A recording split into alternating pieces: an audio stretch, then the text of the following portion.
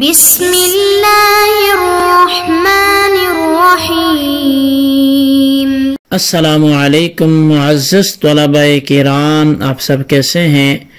آج ہم معطا امام محمد کے سبق نمبر 369 کو پڑھیں گے۔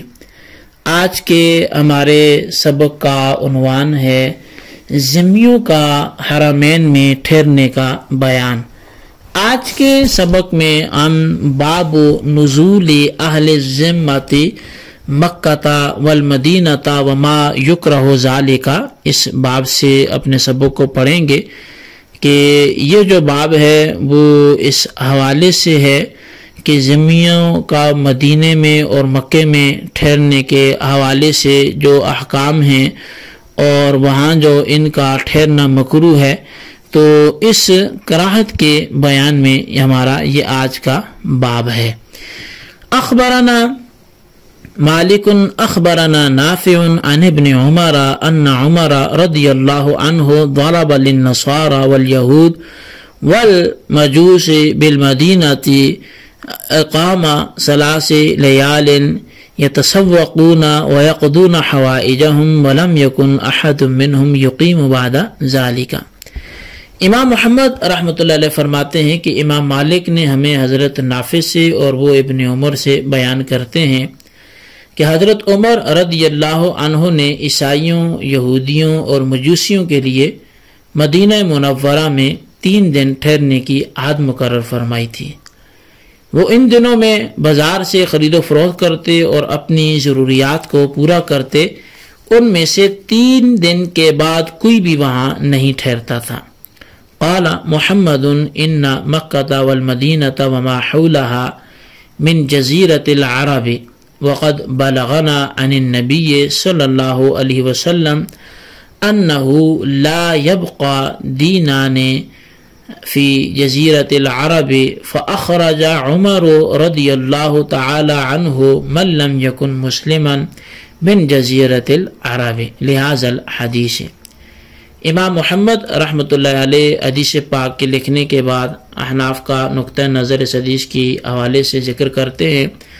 آپ فرماتے ہیں کہ مکہ اور مدینہ اور ان کے ارد گرد کا جو علاقہ ہے جو جزیرہ عرب کہلاتا ہے وہ اس حکم کا محل ہے۔ ہمیں نبی علیہ الصلوۃ والسلام سے یہ حدیث پاک پہنچی ہے کہ آپ نے فرمایا کہ 2 دن جزیرہ عرب میں باقی نہیں رہ سکتے۔ تو پس حضرت عمر فاروق اعظم رضی اللہ تعالیٰ عنہ نے ہر غیر مسلم کو جزیرہ عرب سے اس حدیث پاک کے حکم کی وجہ سے نکال دیا۔ اخبرنا مالک اخبرنا اسماعیل بن حکیم عن عمر بن عبد العزیز قال بلغنی ان النبی صلی اللہ علیہ وسلم قال لا يبقین دینان بجزیرۃ العرب۔ امام محمد رحمۃ اللہ علیہ فرماتے ہیں کہ ہمیں امام مالک نے اسماعیل بن حکیم سے خبر دی ہے، وہ عمر بن عبد العزیز سے روایت کرتے ہیں۔ فرمایا کہ مجھے یہ حدیث پاک پہنچی ہے کہ بے شک نبی علیہ الصلوۃ والسلام نے فرمایا کہ جزیرہ عرب میں 2 دن ہرگز باقی نہیں رہیں گے۔ قال محمد قد فعل ذلك عمر بن الخطاب رضی اللہ عنہ فاخرج اليهود والنصارى من جزیرۃ العرب۔ امام محمد رحمۃ اللہ علیہ لکھتے ہیں کہ حضرت عمر بن خطاب رضی اللہ تعالیٰ عنہ نے آپ صلی اللہ علیہ وسلم کے ارشاد کو عملی طور پر دکھایا، تو انہوں نے یہودیوں اور عیسائیوں کو جزیرہ عرب سے باہر نکال دیا۔ تو بہرحال احادیث کا سلسلہ اور پھر عربی عبارت کا سلسلہ یہاں پہ آ کے اپنے اختتام کو پہنچا۔ امام محمد رحمۃ اللہ علیہ نے اس باب میں حضرت عبداللہ بن عمر رضی اللہ تعالیٰ عنہما سے ایک روایت ذکر فرمائی ہے کہ حضرت عمر بن خطاب رضی اللہ تعالیٰ عنہ نے یہود و نصارہ اور مجوس کو مدینہ منورہ سے نکال دیا اور آئندہ کے لیے انہیں صرف 3 دن تک خرید و فروخت اور ضروریات کی خاطر یہاں رہنے کی اجازت دی۔ حضرت عمر رضی اللہ تعالیٰ عنہ نے یہ کام نبی علیہ الصلوۃ والسلام کے ارشاد گرامی کے تحت سر انجام دیا، جسے امام محمد رحمۃ اللہ علیہ نے ذکر فرمایا۔ وہ یہ کہ نبی علیہ الصلوۃ والسلام نے فرمایا کہ جزیرہ عرب میں وہ دین یعنی کہ اسلام جو ہے وہ تو رہے گا، لیکن دو دین نہیں رہ سکتے، یعنی غیر اسلام نہیں رہ سکتا۔ حضرت عمر رضی اللہ تعالیٰ عنہ نے نبی علیہ السلام کے ارشاد علی کی تکمیل کرتے ہوئے یہ قدم اٹھایا، لیکن نبی علیہ الصلوۃ والسلام نے کس وجہ سے یہ حکم صادر فرمایا تھا، تو اس کی تفصیل جو ہے وہ مسلم شریف میں منقول ہے۔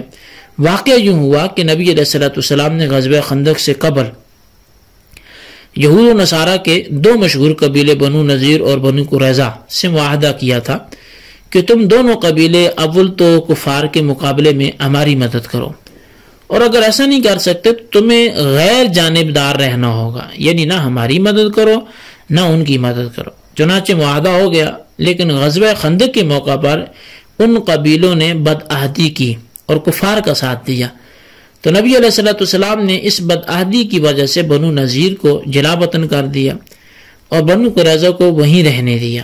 اب مسلم شریف میں حضرت ابو ہریرہ رضی اللہ تعالیٰ عنہ سے روایت ہے، آپ بیان فرماتے ہیں کہ ہم صحابہ کرام مسجد میں بیٹھے ہوئے تھے کہ نبی اکرم صلی اللہ علیہ وسلم ہم میں تشریف فرما ہوئے اور فرمانے لگے، اٹھو یہودیوں کے پاس چلتے ہیں، ہم آپ کے ساتھ ہو لیے۔ جب یہودیوں کے پاس آ گئے تو نبی علیہ الصلوۃ والسلام نے کھڑے کھڑے ان سے بآواز بلند کہا، اے یہودیوں اسلام لے آؤ، تم سلامتی میں ہو جاؤ گے۔ انہوں نے جواباً کہا، اے ابو القاسم آپ نے تبلیغ کر دی، یعنی آپ نے اپنی ذمہ داری پوری کر دی ہے، آگے ہماری مرضی۔ تو نبی اکرم صلی اللہ علیہ وسلم نے ان سے فرمایا، میں بھی یہی چاہتا ہوں کہ تم اعتراف کر لو اور اسلام قبول کر لو اور سلامتی میں رہو۔ انہوں نے کہا کہ اے ابو القاسم آپ نے تبلیغ کر دی۔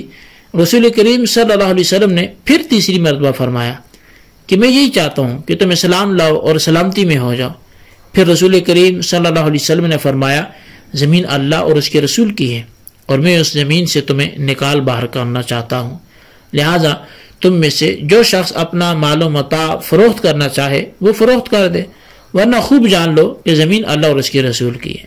حضرت عبداللہ بن عمر رضی اللہ تعالیٰ عنہما آپ بیان فرماتے ہیں کہ بنو نذیر اور بنو قریظہ کے یہودیوں نے رسول کریم صلی اللہ علیہ وسلم سے جنگ لڑی، تو نبی علیہ الصلوۃ والسلام نے بنو نذیر کو جلا وطن کر دیا اور بنو قریظہ پر احسان فرماتے ہوئے وہیں ان کو برقرار رکھا، اور اس کے کچھ عرصے کے بعد بنو قریظہ نے بھی نبی علیہ الصلوۃ والسلام سے جنگ لڑی، تو آپ نے ان کے مردوں کو قتل کروا دیا اور ان کی عورتیں، بچوں اور ان کے مال و اسباب کو مسلمانوں میں بانٹ دیا۔ البتہ ان میں سے بعض یہودی نبی علیہ السلام کے ساتھ جا ملے، آپ نے انہیں امن دے دیا اور وہ مسلمان ہو گئے۔ تو نبی علیہ الصلوۃ والسلام نے مدینہ منورہ کے تمام یہودیوں کو جلا وطن کر دیا۔ ان میں جو ہے وہ کئی تھے، حضرت عبداللہ بن سلام کی قوم بھی تھی اور حارثہ کے یہودی بھی تھے، گویا مدینہ منورہ کا ہر ایک یہودی تھا۔ اور حضرت جابر بن عبداللہ رضی اللہ تعالیٰ عنہ آپ بیان فرماتے ہیں کہ حضرت عمر رضی اللہ تعالیٰ عنہ نے بیان فرمایا کہ سرکار دو عالم صلی اللہ علیہ وسلم نے ارشاد فرمایا، میں یہود و نصارہ کو جزیرہ عرب سے ضرور نکالوں گا اور مسلمانوں کے سوا وہاں کسی اور کو نہیں رہنے دوں گا۔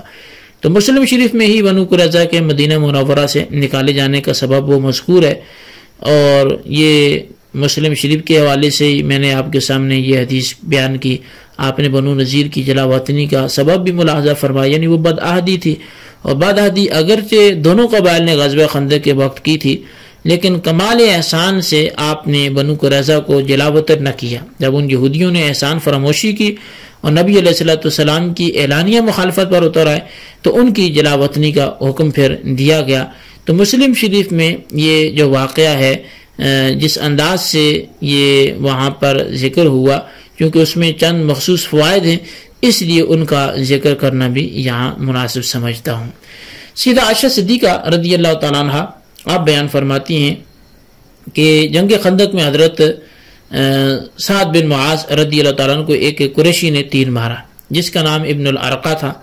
یہ تیر آپ کے ایک بازو کی رگ میں لگا۔ دوسری جگہ اس رگ کا نام بھی مذکور ہے، کسے الکحل کہتے ہیں۔ خون باندھنا ہوا تو حضرت سعد رضی اللہ تعالیٰ عنہ نے زندگی سے مایوس ہو کر نبی علیہ الصلوۃ والسلام کی خدمت میں حاضر ہوئے اور عرض کیا کہ آپ نے فرمایا کہ ابھی تمہاری موت کا وقت نہیں آیا، تو اللہ تعالیٰ نے تم سے بہت بڑا بھی کام لینا ہے، یہ نبی علیہ الصلوۃ والسلام نے فرما دیا۔ تو نبی علیہ السلام نے مسجد میں حضرت سعد رضی اللہ تعالیٰ عنہ کے لیے جو ہے وہ خیمہ آپ نے لگوا دیا، اس میں آپ کو رکھا گیا اور آپ کی عیادت ہوتی رہی۔ جب نبی علیہ السلام جنگ خندق سے آپ واپس جو ہے وہ تشریف لائے تو اس وقت آپ نے ہتھیار اٹھا کر غسل فرمایا۔ اس وقت آپ کی خدمت میں حضرت جبریل امین حاضر ہوئے اور حالت ان کی یہ تھی کہ اپنے سر سے دھول اور غبار جھاڑ رہے تھے، اور عرض کیا کہ آپ نے تو ہتھیار اتار دیے ہیں لیکن ہم نے ابھی تک ہتھیار نہیں اتارے، آپ ان کی طرف تشریف لے چلیں۔ تو نبی علیہ السلام نے پوچھا کہاں چلوں؟ جبریل علیہ السلام نے بنو قریظہ کی طرف اشارہ کیا۔ پھر نبی علیہ السلام ان سے جنگ لڑنے کے لیے چلے گئے تو نبی علیہ السلام کے فیصلے پر یہ لوگ قلعے سے باہر نکل آئے۔ آپ نے ان کا معاملہ حضرت سعد رضی اللہ تعالیٰ عنہ پر چھوڑ دیا۔ حضرت سعد رضی اللہ تعالیٰ نے کہا کہ میرا یہ فیصلہ ہے کہ ان کے جنگجو مردوں کو قتل کر دیا جائے، ان کے بچوں اور عورتوں کو گرفتار کر لیا جائے اور ان کے مال تقسیم کر لیے جائیں۔ تو حضرت جبریل علیہ السلام کے کہنے پر نبی علیہ السلام نے صحابہ کرام کو ساتھ لیا اور بنو قریظہ کے ساتھ جنگ کے لیے چل پڑے۔ لڑتے لڑتے بنو قریظہ قلعہ بند ہو گئے، اندر سے شرارتیں کرتے۔ آپ صلی اللہ علیہ وسلم ان کے باغوں کو جلانے اور جانوروں کو ذبح کرنے کا آپ نے حکم دیا۔ جب ایسا ہوا تو انہوں نے بہت صدمہ انہیں ہوا اور قلعہ کا محاصرہ جب طویل ہو گیا اور بنو قریظہ تنگ آ گئے تو انہوں نے صحابہ کرام کو یہ پیشکش کی کہ ہمارے اور تمہارے درمیان سعد بن معاذ جو فیصلہ کریں گے وہ ہمیں بھی منظور ہوگا۔ تو انہوں نے حضرت سعد کا نام اس لیے بطور ثالث پیش کیا تھا کہ دور جاہلیت میں ان کے اور حضرت سعد کے تعلقات بہت اچھے تھے۔ جب اس پیشکش کا نبی علیہ السلام کو پتہ چلا تو آپ نے اس کی منظوری دے دی۔ تو نبی علیہ السلام نے حضرت سعد کو بلوایا، وہ زخمی بازو کے ساتھ گھوڑے پر سوار ہو کر حاضر خدمت ہوئے۔ تو جب برگاہ رسالت میں بازیابی کے لیے آتے دکھائی دیے تو نبی علیہ السلام نے موجود صحابہ کرام کو حکم دیا کہ قوموا لسیدکم، کہ اپنے سردار کے لیے کھڑے ہو جاؤ۔ اب نبی علیہ السلام نے حضرت سعد کو جو ہے وہ حکم اور ثالث مقرر کیے جانے کا بتایا۔ تو انہوں نے یہ فیصلہ فرمایا جو لوگ قلعے پر بیٹھے ہیں وہ نیچے اتر آئے، چنانچہ وہ نیچے اتر آئے۔ حضرت سعد نے جب ان کی عداوتوں اور رسول کریم صلی اللہ علیہ وسلم سے شرارتوں کا تصور کیا تو پرجوش انداز میں تقریر کرتے ہوئے فرمایا کہ ان کے مردوں کو قتل کر دو، ان کے بچوں اور عورتوں کو قیدی بنا لو۔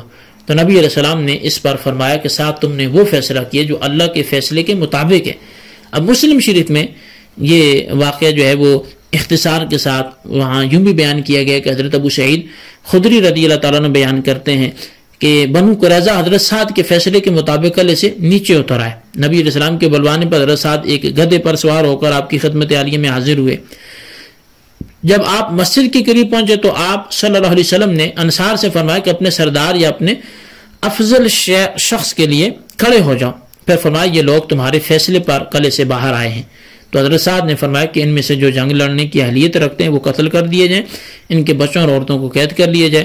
تو نبی علیہ السلام نے فرمایا کہ تمہارا فیصلہ اللہ کے فیصلے کے مطابق ہے۔ بعض دفعہ کہا کہ تم نے بادشاہ کے حکم کے مطابق فیصلہ کیا۔ تو بہرحال یہ اس کی ساری وہ رودات تھی اور یہ ساری وہ بات تھی جو آپ نے سماعت کی۔ تو اس میں یہ بھی ایک چیز سامنے آئی قوموا لسیدکم سے کہ کسی معزز اور مکرم شخصیت کی آمد پر تعظیم کے لیے کھڑے ہونا یہ کوئی مانع امر نہیں ہے، بلکہ یہ ایک حدیث پاک کے بالکل تعلیم کے مطابق ہے، اور تعظیمی قیام جو ہے یہ شرعاً جائز ہے، اگرچہ عبادت کسی کے لیے ناجائز ہے اور نہ سجدہ کسی کو جائز ہے، لیکن قیام تعظیمی یہ اللہ کے کسی بھی بندے کے لیے وہ مکرم شخصیت ہو، دینی شخصیت ہو، تو اس میں کوئی حرج نہیں ہے۔ اللہ تبارک تعالیٰ سے دعا کرتے جو ہم نے پڑھا سنا اسے یاد رکھنے کی توفیق نصیب فرمائے۔ آمین بجاہ نبی الامین صلی اللہ علیہ وسلم۔